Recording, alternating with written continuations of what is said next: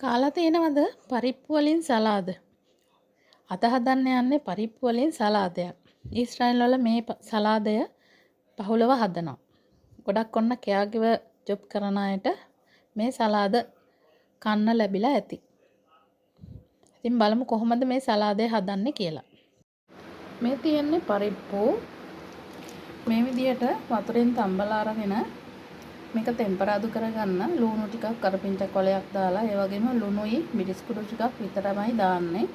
මේ සලාදය අපේ විදියට ටෙම්පරාදු කරලා ගත්තොත් තවත් රසයි. ටෙම්පරාදුවට සුදු ලුණුත් අනිවාර්යෙන්ම එකතු කරන්න.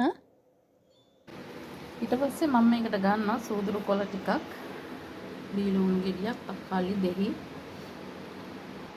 මේ ටික ඔක්කොම කපලා දාලා රස සලාදයක් හදනවා.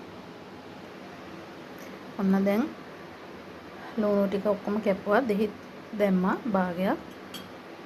දැන් ඉතින් මේක මික්ස් කරගන්නවා හොඳට. ඔන්න ඔය විදිහටයි පරිප්පු සලාදයක් හදන්නේ. ඔයාලට අවශ්‍ය නම් මේකට අමු මිරිස් කරලකුත් එකතු කරගන්න පුළුවන්, තවත් රස වැඩි වෙනවා.